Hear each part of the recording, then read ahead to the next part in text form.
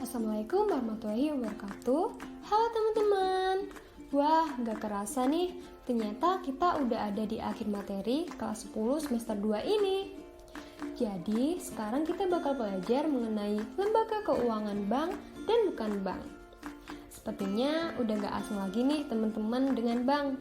Tapi, kita juga harus tahu apa sih jasa yang diberikan oleh bank dan apa saja lembaga keuangan bukan bank.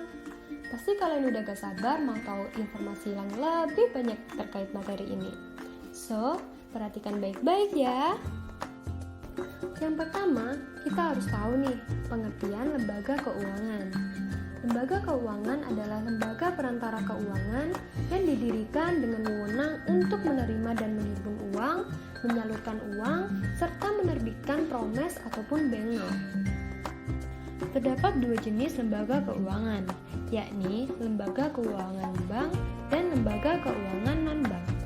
Mari kita bahas terlebih dahulu mengenai lembaga keuangan bank. Secara etimologis, pengertian bank berasal dari kata banco, yang berarti bangku. Bangku yang dimaksud ini merujuk pada meja untuk menunjang aktivitas perbankan dalam melayani nasabah. Istilah bangku ini kemudian terus berkembang hingga istilah bank digunakan dalam kegiatan pelayanan finansial. Secara terminologis, pengertian bank adalah lembaga keuangan suatu negara yang didirikan dengan kewenangan menghimpun, mengelola, dan mengatur seluruh hal yang berkaitan dengan keuangan. Harapannya, bank mampu memaksimalkan pemanfaatan keuangan untuk menggerakkan ekonomi dan meningkatkan kesejahteraan masyarakat. Terdapat beberapa pengertian bank menurut para ahli. Yang pertama dari F.G. Hauteri, bank merupakan tempat penukaran uang berdasarkan kredit, utang dan piutang oleh masyarakat. Singkatnya, menurut Hauteri, pengertian bank adalah lembaga perantara kredit. Yang kedua dari Kashmir, bank adalah lembaga keuangan yang kegiatan utamanya adalah menghimpun dana dari masyarakat dan menyalurkannya kembali dana tersebut ke masyarakat serta memberikan jasa bank lainnya. Yang ketiga menurut Versin Stuart, bank merupakan suatu badan yang bertujuan untuk memuaskan kebutuhan pribadi, baik dengan alat-alat pembayarannya atau dengan uang yang diperolehnya dari orang lain. Dari penjelasan di atas, bisa disimpulkan bahwa bank adalah badan usaha lembaga keuangan yang menghimpun dan menyalurkan dana serta menyediakan jasa-jasa lainnya untuk mempermudah kegiatan yang bertujuan untuk meningkatkan taraf hidup rakyat banyak. Terdapat 3 prinsip bank yang harus diperhatikan oleh bank. Yang pertama adalah likuiditas. Likuiditas adalah prinsip di mana bank harus dapat memenuhi kewajibannya. Yang kedua adalah solvabilitas. Solvabilitas adalah kemampuan untuk memenuhi kewajiban keuangan apabila perusahaan tersebut dilikuidasi. Yang ketiga adalah rentabilitas. Rentabilitas adalah kemampuan suatu perusahaan untuk menghasilkan laba selama periode tertentu. Setiap perusahaan ataupun lembaga pasti mempunyai tujuan. Begitupun dengan bank. Fungsi utama perbankan Indonesia adalah sebagai penghimpun dan penyalur dana serta bertujuan untuk menunjang pelaksanaan pembangunan nasional dalam rangka meningkatkan pemerataan pembangunan dan hasil-hasilnya, meningkatkan pertumbuhan ekonomi dan stabilitas nasional, dan peningkatan taraf hidup rakyat banyak. Bank juga mempunyai tujuan dalam jangka pendek. Yang pertama ada memenuhi kebutuhan likuiditas wajib minimum bank.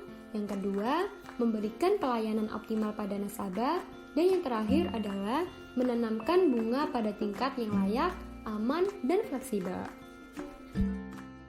Ada juga tujuan bank dalam jangka panjang, yakni memperoleh laba optimum dan memaksimalkan nilai perusahaan ataupun kekayaan bank. Terdapat jenis bank yang bisa dilihat dari segi kelembagaan, fungsi, kepemilikan, status, dan segi cara menentukan harga. Yang pertama, berdasarkan kelembagaan dibagi menjadi dua, yakni Bank Umum dan BPR, ataupun Bank Perkreditan Rakyat. Jika dilihat dari segi kepemilikannya, bank dibagi menjadi 5, yakni bank milik pemerintah, bank milik swasta nasional, bank milik koperasi, bank milik campuran, dan bank milik asing. Dan yang terakhir adalah jenis bank jika dilihat dari segi cara menentukan harga. Dibagi menjadi dua, yakni bank konvensional dan bank syariah. Bank konvensional adalah bank yang melakukan kegiatannya dengan menawarkan jasa tertentu kepada masyarakat dalam dinamika payment traffic. Mayoritas bank yang berkembang di Indonesia adalah bank yang berorientasi pada prinsip konvensional.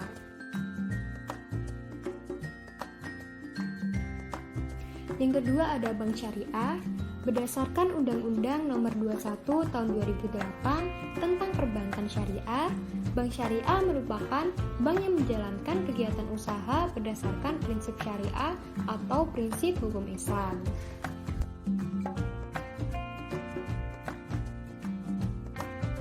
Bank juga mempunyai produk dan jasa bank.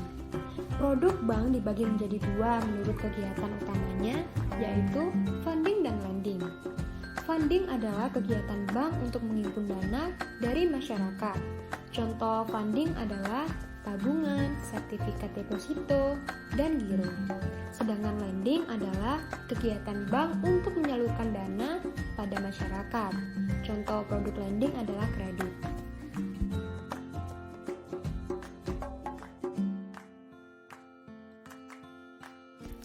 Bank juga menyediakan jasa yang berfungsi untuk membantu mempermudah proses funding dan lending. Terdapat beberapa jasa bank, yakni transfer, safe deposit box, bank garansi, inkaso, clearing, bank assurance, kartu ATM, kartu kredit, bank notes, referensi bank, bank draft, letter of credit, money changer, dan travel check. Nah, sekarang kita sudah mengetahui nih apa itu lembaga keuangan dan informasi tentang bank. Terima kasih teman-teman yang sudah menonton video ini sampai akhir. Jika teman-teman ada pertanyaan, kritik, ataupun saran, bisa langsung komen di bawah ya. Dan jangan lupa untuk menonton video yang selanjutnya mengenai lembaga keuangan bukan bank agar kita lebih paham mengenai jenis-jenis lembaga bukan bank, produk lembaga bukan bank, dan masih banyak lagi. So, see you in the next video.